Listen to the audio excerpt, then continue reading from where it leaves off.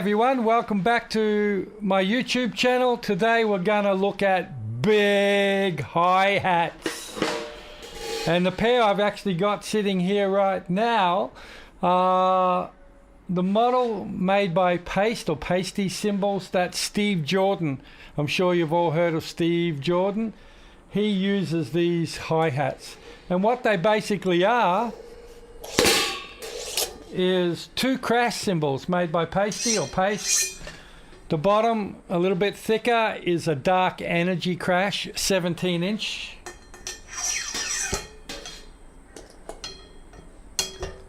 And the top, if I can get that in, and the top is a Signature Series thin crash, both made by Paste or Pasty, whatever part of the world you come from.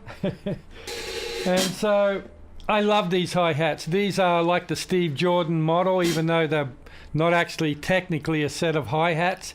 They're two crashes.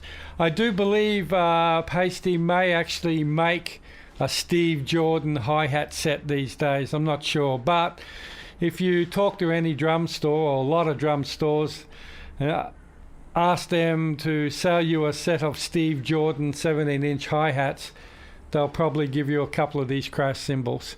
Good idea if you're going to buy them yourself is to get the two crash cymbals, put them together and actually play them as a hi-hat, because the two cymbals may not actually match each other that well. So be careful if you're buying yourself.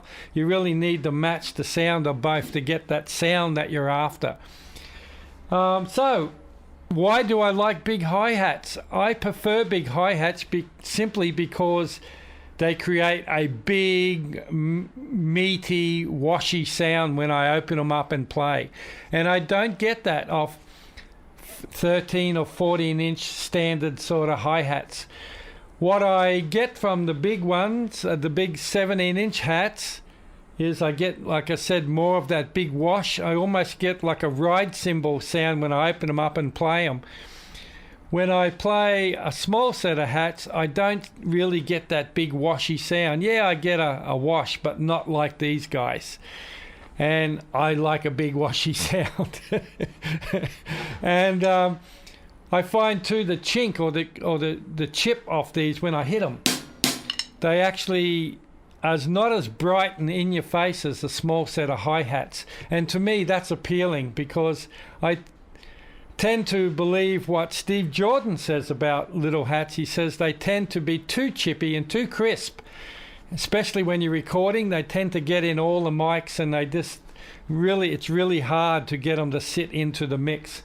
And I would have to agree with that, because I've recorded with these hats and also 14-inch hi-hats, and it's actually true. These actually sit better in the mix even before I start messing with any EQing or compression, and they tend to have less bleed into the tom mics and so on and so on. So they're really good. I love them. I suppose you want to hear them, so I will just push this vocal mic away because it will overload if I don't.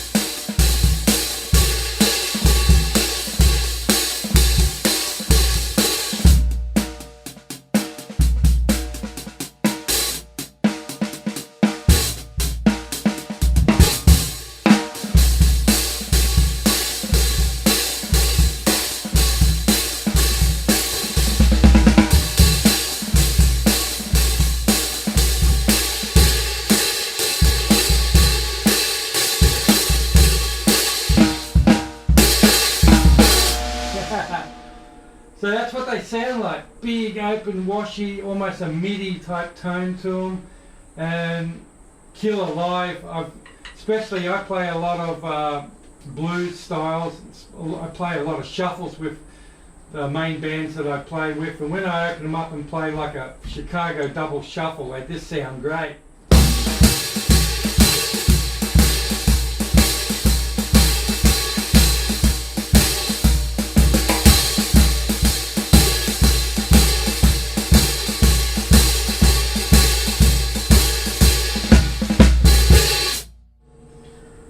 So there you have it. Killer cymbals. I bought these from the States. I think it was called the Drum Shop or Drum Center of Portsmouth or Portsmouth. You guys in the States would know of that shop. It's a big drum store. They do lots of videos. I bought them from them, and they actually matched those two crash cymbals for me to make it a set of hi-hats. But as I said earlier, if you go into any store and say, I want to buy a set of 17-inch Steve Jordan hi-hats, that's what they will sell you. Most stores should know what they are.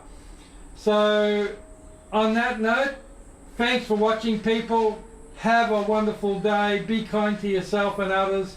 Keep drumming, keep smiling, and go to a music store and try out some of these big hats to play.